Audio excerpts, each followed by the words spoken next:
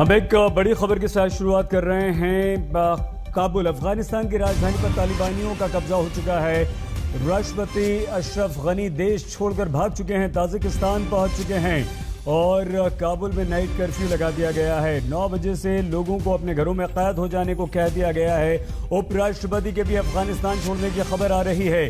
कई बड़े अफगानिस्तान के नेता पाकिस्तान भाग चुके हैं। तो मतलब ये हुआ कि तालिबान ने अफगानिस्तान पर अब पूरी तरह से कब्जा कर लिया है और अफगानिस्तान की राजधानी काबुल पर भी तालिबानियों का कब्जा हो गया है। तालिबानियों ने अफगानिस्तान पर कब्जा कर लिया है। अफगानिस्तान के मौजूदा राष्ट्रपति अशरफ गनी पहले ही देश छोड़कर भाग चुके हैं और उनके ताजिकिस्तान पहुंचने की खबर भी आ चुकी है। आज हमारा देश भारत अपना 75वां स्वतंत्रता दिवस और उसका जश्न मना रहा है और विडंबना देखिए कि आज ही के दिन अफगानिस्तान एक बार फिर से तालिबानी गुलामी के दौर में लौट गया है। मतलब यह हुआ कि आज अफगानिस्तान का गुलामी दिवस है। तालिबानी आतंकवादियों ने आज राजधानी काबुल में एंट्री कर ली है और अब किसी भी समय अफगानिस्तान की सत्ता में भी तालिबान की एंट्री हो जाएगी। अफगानिस्तान के गृह मंत्री अब्दुल सत्तार ने खुद ये कहा है कि तालिबानी शांति से सत्ता का ट्रांसफर चाहते हैं। राष्ट्रपति अब्दुल गनी इसके लिए तैयार हैं, लेकिन अब वो देश छोड़ चुके हैं। अफगानिस्तान सरकार और तालिबान के वार्ताकारों के बीच इस बात को लेकर बातचीत चल रही थी, लेकिन अब राष्ट्रपति खुद भाग चुके हैं। सत्ता का ट्रांसफर कैसे होगा, अब ये पुरानी बात है। मतलब ये हुआ कि अब ये तय है कि अफगानिस्तान पर तालिबान का कब्जा है और अफगानिस्तान में तालिबान का शासन है। अब अफगानिस्तान के पास तालिबान से बचने का कोई विकल्प मौजूद नहीं है। जलालाबाद की सड़कों पर हथियार लेकर आजाद घूमते तालिबानी आतंकवादी मुनादी कर रहे हैं कि अब अफगानिस्तान तालिबान का गुलाम है। पूरे अफगानिस्तान में दनादन निकलते ये तालिबानी काफिले ऐलान कर रहे हैं कि अब अफगानिस्तान में रहना है तो तालिबान तालिबान कहना होगा, क्योंकि अब तालिबान ने अफगानिस्तान पर कब्जा कर लिया है और काबुल में घुसकर गनी सरकार को सरेंडर की पोजीशन में ला खड़ा कर दिया है। तो अब तालिबान उस मुकाम पर पहुंच चुका है जहां वो पहुंचना चाहता था। तालिबान के प्रवक्ता सुहेल शाहीन ने आज तक को 2 दिन पहले ही अपनी योजना बता दी थी। We are not negotiation to be part of the Kabul administration. The negotiation is to agree on a new government, on a new political roadmap to replace this administration, a government which will be acceptable to all Afghans. That is the solution. Kabul पर final हमले से पहले तालिबान ने अफगान सरकार को चुपचाप सत्ता छोड़ देने का अल्टीमेटम दिया है। तालिबान ने एक बयान में कहा है कि लड़ाकों को अभी काबुल शहर के गेट्स पर खड़े रहने के निर्देश दिए गए हैं। तालिबान ने कहा है कि हमारा किसी से बदला लेने का कोई इरादा नहीं। सरकार और सेना में नौकरी करने वालों को माफ कर दिया जाएगा। काबुल में लोगों को डरने की जरूरत नहीं और किसी को भी डर से देश छोड़ने की कोई जरूरत नहीं। तालिबान की इस अपील का कोई खास असर नहीं हो रहा। तालिबान की मजबूत होती पकड़ के बीच घबराए हुए सरकारी कर्मचारी दफ्तरों को छोड़कर अपनी जान बचाने के लिए भाग निकले।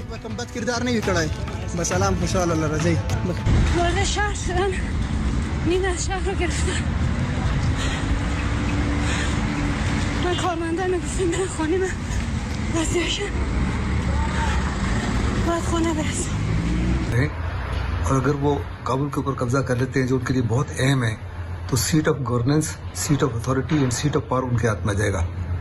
और अगर ये उनके हाथ में जाता है तो वास्तव में गनी सरकार का वो अंत होगा और अफगान नेशनल आर्मी का भी एक किस्म से अंत होगा।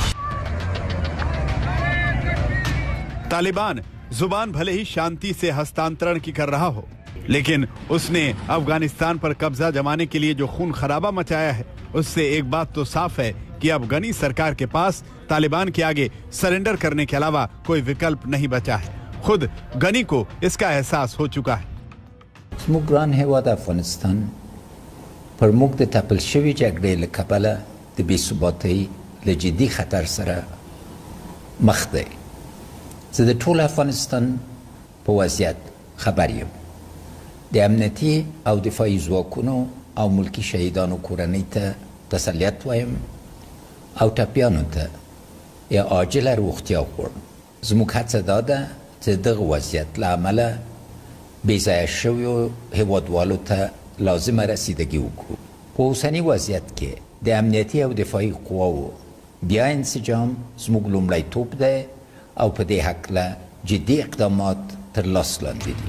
د افغانستان د امنیتي او دفاعي ځواکونو राष्ट्रपति अशरफ गनी ने मानसिक तौर पर शनिवार को ही हथियार डाल दिए थे जब उन्होंने राष्ट्र के नाम संदेश दिया था, और अब अफगान सरकार ने ये संकेत भी दे दिया है कि वो तालिबान को सत्ता सौंपने के लिए तैयार है। यानी अब कौन सा पल अफगानिस्तान की आजादी का आखिरी पल हो, कोई नहीं जानता। गीता मोहन के साथ आज तक ब्यूरो। 20 वर्षों तक अमेरिका के रहमो गरम पर रहने वाला अफगानिस्तान अब एक बार फिर से तालिबान के रहमो गरम पर है। अब तालिबान तय करेगा कि अफगानिस्तान के लोग कैसे रहेंगे और कैसे जिएंगे। मतलब ये हुआ कि अफगानिस्तान के लोग तालिबानी गुलामी के दौर में पहुंच गए हैं। राष्ट्रपति गनी और उपराष्ट्रपति अमीरुल्लाह सालेह ने देश छोड़ दिया है और वो पड़ोसी देश ताजिकिस्तान पहुंच चुके हैं। सूत्रों के अनुसार राष्ट्रपति गनी दोहा में तालिबानी प्रतिनिधिमंडल से सोमवार को मिलेंगे और सत्ता के शांतिपूर्वक ट्रांसफर को लेकर समझौता हो जाएगा। लेकिन इस बीच अफगानिस्तान की मीडिया रिपोर्ट्स के अनुसार अफगान संसद के स्पीकर और राजनीतिक दलों के कई सदस्य काबुल से पाकिस्तान के लिए रवाना हो चुके हैं। काबुल के पुलिस आत्मसमर्पण करने लगी है। काबुल में अफगान फोर्सेस अब अपने हथियार तालिबान को सौंप रही हैं, लेकिन अफगानिस्तान सरकार अभी भी अफगानिस्तान के लोगों से ये वादा कर रही है कि काबुल पूरी तरह से सुरक्षित है। अफगान फोर्स काबुल की रक्षा करने के लिए प्रतिबद्ध है। अफगानिस्तान के रक्षा मंत्री ने काबुल की ताज़ा स्थिति पर क्या कहा, आइए हम आपको सुनवाते हैं। मर्दम शरीफ व मुतदय्यन काबुल, من به نمایندگی از نیروهای دفاعی و امنیتی افغانستان به همه شما اطمینان میدهم که امنیت کابل تامین است. نیروهای دفاعی و امنیتی شما به تعهد خود مبنی بر دفاع از کابل متحد هستند. نیروهای بین المللی آماده هر گونه همکاری با نیروهای دفاعی و امنیتی افغانستان هستند. قسمی که همه شما در جریان هستید. دیروز رئیس صاحب جمهور افغانستان یک مجلسی را از بزرگای افغانستان داشت. در اون مجلس همه صلاحیت‌ها را به اونا واگذار کرد تا یک هیئت که قرار است فردا برند به دوحه در روی مسئله افغانستان به یک توافق برسند. تا اون زمانی که یک توافق در کابل صورت نگیره، در افغانستان صورت نگیره، ما به همه شما اطمینان میدم که امنیت کابل تامین است. فرزندان شما، نیروهای امنیتی شما، همه مردم آماده دفاع از کابل هستند. فقط یک تعداد مردم، دشمنای مردم افغانستان شاید پراگنی زیادی را دارند در گوشه که سبب عدم اطمینان مردم شده، تشویش مردم شده. ما به نمایندگی از دولت افغانستان، از نیروهای دفاعی افغانستان अफगानिस्तान के रक्षा मंत्री कह रहे हैं कि भले ही तालिबान ने पूरे अफगानिस्तान पर कब्जा कर लिया है, लेकिन किसी को भी घबराने की जरूरत नहीं। लेकिन क्या वाकई ऐसा है? आज तक इकलौता ऐसा भारतीय न्यूज चैनल है जो इस समय कंदहार से रिपोर्टिंग कर रहा है। आज तक की टीम उस जमीन पर मौजूद है जहां अब तालिबानी सत्ता का आगाज हो चुका है। यह कंदहार से आज तक की एक्सक्लूसिव ग्राउंड रिपोर्ट है। मैं इस वक्त कंदहार में हूँ।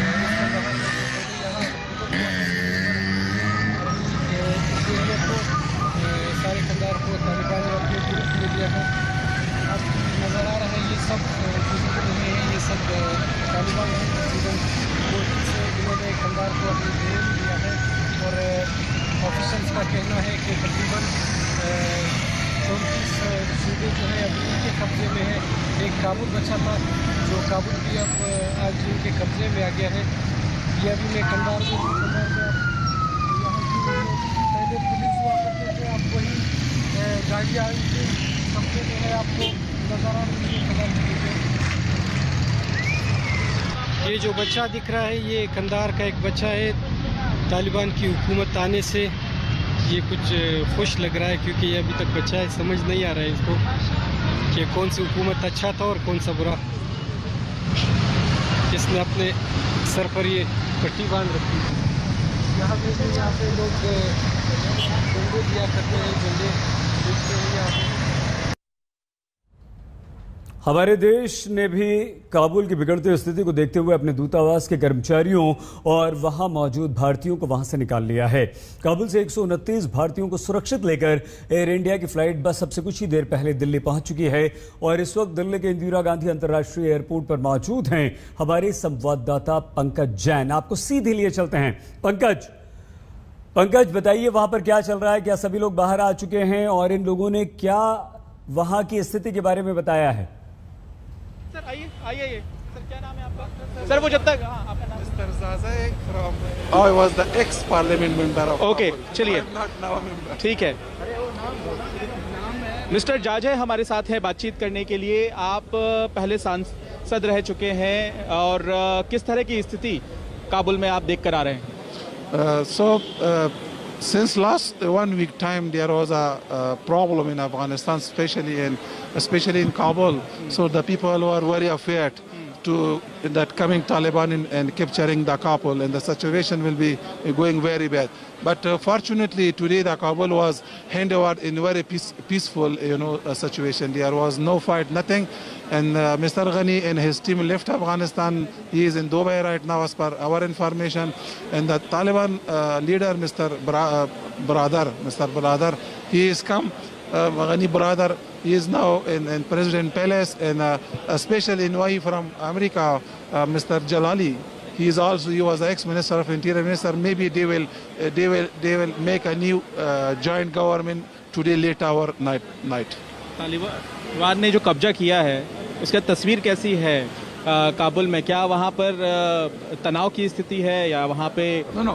For the moment, yeah. Since last 2-3 days, there was a tense situation in Kabul. But after 2 o'clock, but Taliban has not captured the Kabul. Okay, they are surround the Kabul. After 2-3 o'clock, the situation was around 70% normal in Kabul. Yeah. Thank you.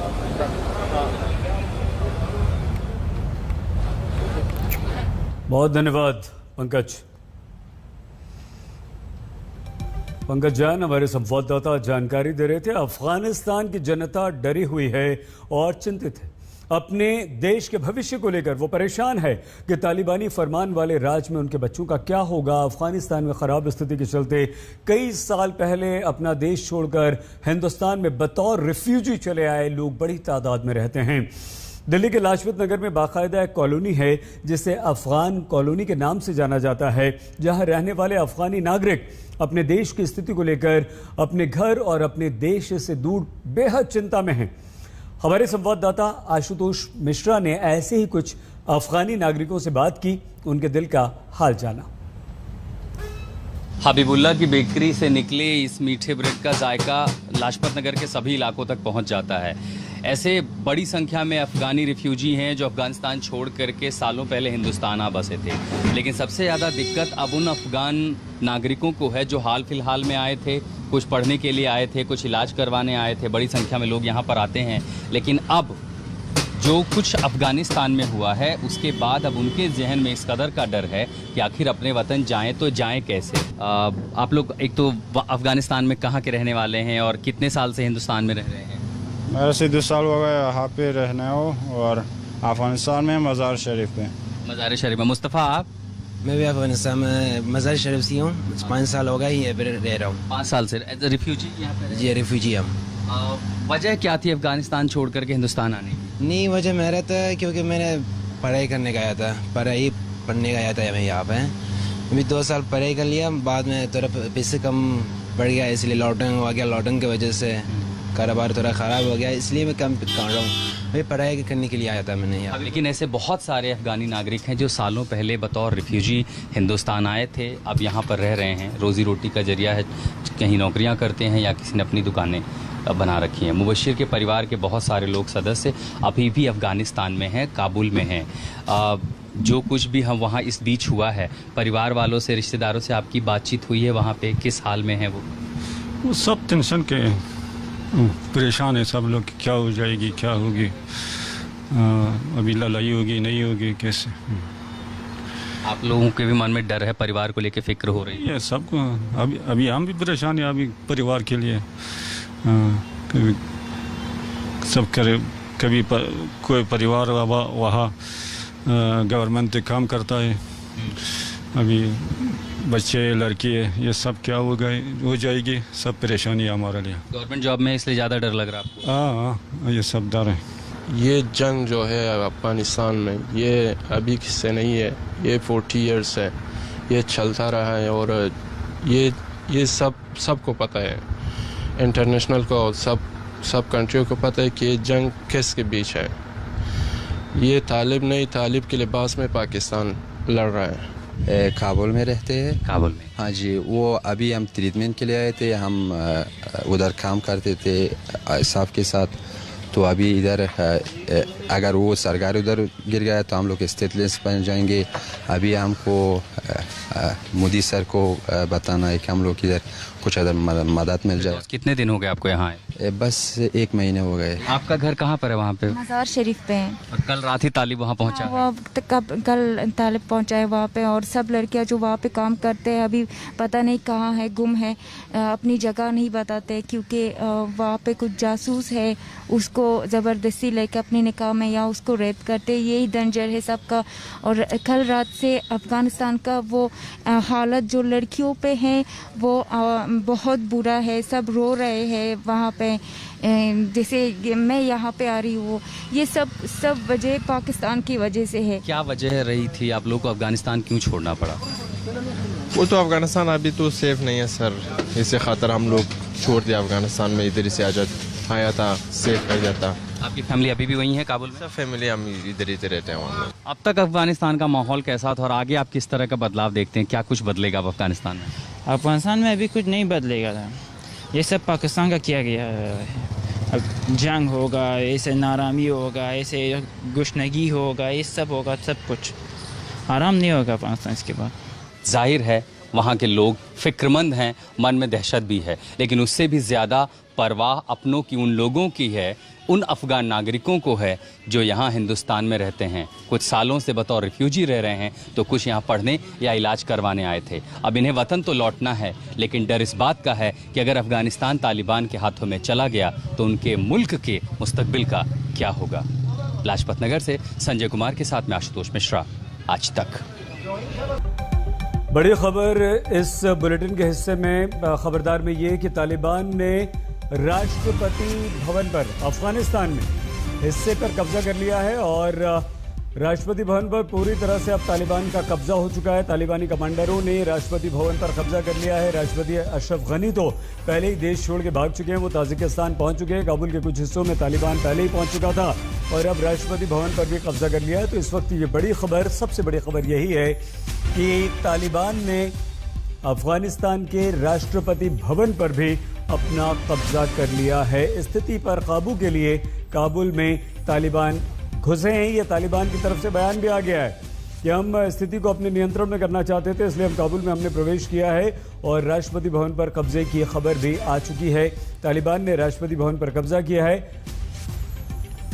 Rajesh के सुंदरम हमारे संवाददाता इस वक्त हमारे साथ जुड़ चुके हैं। राजेश, राष्ट्रपति भवन पर कब्जे का मतलब क्या है? आप ये माने कि अब पूरी तरह से अफगानिस्तान जो है वो तालिबानियों के शासन में चला गया है? राजेश, बिल्कुल यही समझा जा सकता है, क्योंकि अगर आप देखें जो प्रेसिडेंट गनी थे, जो वहाँ के एक ऐसे राष्ट्रपति थे या आखिरी राष्ट्रपति थे जिनको अंतर्राष्ट्रीय मान्यता मिली हुई थी, जब वो ताजिकिस्तान चले गए उसके बाद वहाँ पर कोई मान्यता प्राप्त सरकार नहीं थी और अब वहाँ पर तालिबान का पूरी तरह से नियंत्रण हो चुका है। हालांकि पहले तालिबान ये बोल रही थी कि वो बाहर, काबुल के बाहर ही रहेंगे और अंदर तभी आएंगे जब एक अगली सरकार क्या होगी, उसकी क्या रूपरेखा होगी, वो तय होगा, उसके बाद ही अंदर आएंगे।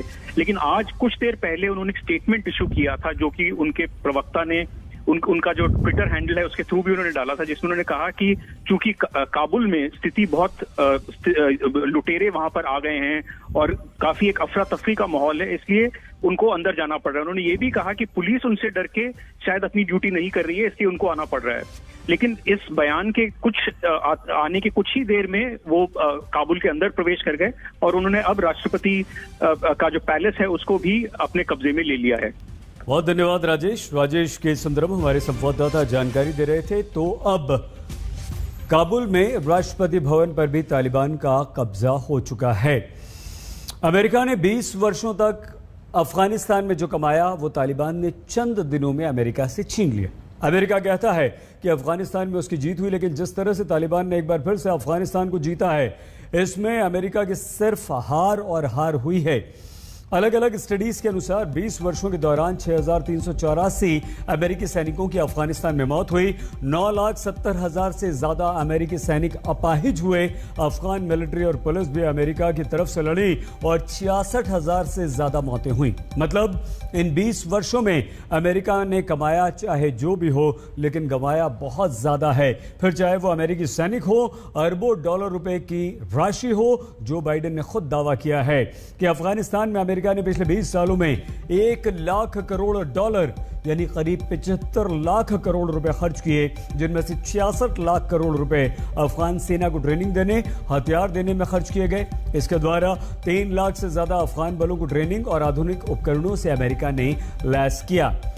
लेकिन अमेरिका के सारे दावे खोखले सिद्ध हो गए, क्योंकि अमेरिका ने अफगानिस्तान की सुरक्षा के लिए जिस अफगान सेना या आर्मी को तैयार किया था, उसने तो तालिबान से लड़ने के बजाय सीधे सीधे तालिबान के आगे सरेंडर ही कर दिया, लड़े ही नहीं।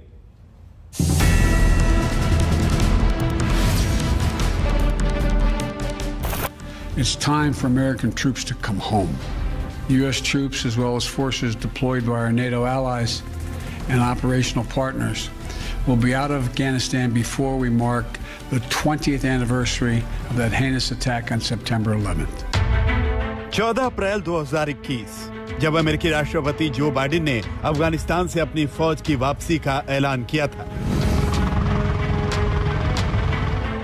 लेकिन तब यह नहीं बताया था कि अब अफगानिस्तान को तालिबान के कब्जे में जाने से कौन बचाएगा। I'm not going to answer any more question on Afghanistan. Look, it's 4th of July. तालिबानी आतंकवादियों के सामने यह उस अफगान सेना के कमांडर का सरेंडर है जिस अफगान सेना के भरोसे अमेरिका ने अफगानिस्तान को छोड़ा था।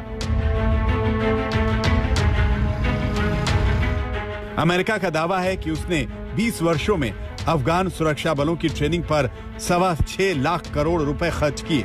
अमेरिका दावा करता है कि उसने अफगान फोर्सेस को तालिबान से लड़ने के लिए करोड़ों रुपए के हथियार और सैन्य उपकरण दिए।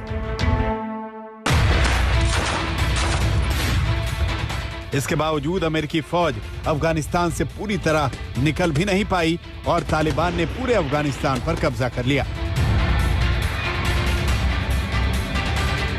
क्योंकि उसकी ट्रेनिंग अफगान फोर्स के जरा भी काम नहीं आई। We have noted, and we have noted with great concern, the speed with which they have been moving, and the lack of resistance that they have faced. And we have been nothing but honest about that. And I think I'll leave it there. अप्रैल में America ने अफगानिस्तान को उसके हाल पर छोड़ने का ऐलान किया और अफगान फोर्सेस के हवाले कर दिया, जिससे लड़ने के बजाय तालिबान के आगे उन्होंने सीधा सरेंडर ही कर दिया। वो भी तब जबकि उनके पास कम से कम 2.5 लाख सैनिकों की फौज थी। 162 लड़ाकू विमान और हेलीकॉप्टर थे, कम से कम 15 से 20 Mi-35 हेलीकॉप्टर और 30 से 40 ब्लैक हॉक्स भी। और अफगानिस्तान के पास वायुसेना भी है जो तालिबान पर भारी पड़ सकती थी। लेकिन तालिबान फिर भी जीत गया, क्योंकि अफगान फोर्स ने अपने सारे हथियार, लड़ाकू विमान, हेलीकॉप्टर और अपना ईमान भी तालिबान के हवाले कर दिया। वहां पर उनका मोटिवेशन नहीं है, क्योंकि इनके हैं 3 लाख लोग हैं, उनके वहां पर जो हैं 70-80 हजार तालिबान के लड़ाकू हैं, वो उनके आतंकी हैं। तो नंबर्स को भी देखते हुए आर्मी जो है, अफगान नेशनल सिक्योरिटी फोर्सेस, उनके पास काफी एडवांटेज है। परंतु मुझे लगता है जो वहां पर जो हालात हैं, तो उनमें मोटिवेशन नहीं है, करप्शन इतना ज्यादा हो गया है, जिसकी वजह से उन्होंने एक जो पहला मौका आया है, उन्होंने ज्यादातर ने हथियार डाल दिए हैं। कुछ ने तो वहां पर लड़ाई की है, परंतु फिर भी वो टिक नहीं पाए। अफगानिस्तान की जिस सेना पर तालिबान से लड़ने की जिम्मेदारी थी, वो तो पहले दिन से ही तालिबान के आगे नतमस्तक थी। जुलाई में ही अफगानिस्तान के 1000 से ज्यादा सैनिक पड़ोसी देश तजिकिस्तान भाग गए थे। आज तक संवाददाता अशरफ वानी ने कंधार में अफगान सैनिकों से बातचीत की थी, तब भी ये बात सामने आई थी। ये बोल रहे हैं कि हम रेडी है जंग के लिए, सिर्फ हमारे कुछ मुश्किल है वो ये कि हमारे पास वेपन्स जो है ना वो उसकी कमी के साथ हम पेश है। वैसे हम इन पर भारी है। कहते हैं कि जंग सिर्फ हथियारों से नहीं जीती जाती, हौसलों से भी जीती जाती है। लेकिन अफगान फोर्स के हौसले तो पहले ही जवाब दे चुके थे। और रही सही कसर, तालिबानी लड़ाकों ने मिलिट्री ट्रेनिंग लेकर निकाल दी। इस वीडियो में तालिबानी लड़ाके छोटे हथियारों से लेकर रॉकेट लॉन्चर तक चलाने की ट्रेनिंग ले रहे हैं। उनकी ट्रेनिंग का स्तर देखकर अंदाजा लगाया जा सकता है कि अफगान फोर्सेस की हिम्मत आखिर क्यों जवाब दे गई। अब अफगानिस्तान ना तो फोर्स के हवाले है न गनी सरकार की। अफगानिस्तान अब तालिबान का गुलाम है और अफगानिस्तान के लोग भगवान के हवाले। आज तक ब्यूरो। तालिबान फिर लगभग समूचे अफगानिस्तान का नियंत्रक हो चुका है। तालिबान ने अपने अस्तित्व के 3 दशकों में बर्बरता की हदें पार की हैं, लेकिन तालिबान का गठन रूसी सेना के विरोध के नाम पर हुआ था। मदरसों में संगठित हुए तालिबान ने सुरक्षित अफगानिस्तान का विश्वास जगाकर अफगानिस्तान के लोगों के बीच अपनी पैठ बनाई थी। आइए तालिबान के इतिहास को टटोलते हुए ये समझने की कोशिश करें कि किस तरह से वो पूरे अफगानिस्तान पर हावी होता गया है। तालिबान कौन है, कितने क्रूर और कट्टरपंथी हैं? मार्च 2001 की उनकी सिर्फ एक करतूत इसकी पूरी गवाही देती है। अफगानिस्तान के बामियान में तालिबान ने 5वीं सदी की बुद्ध प्रतिमाओं को मूर्ति कहकर तालिबान ने तोड़ दिया था।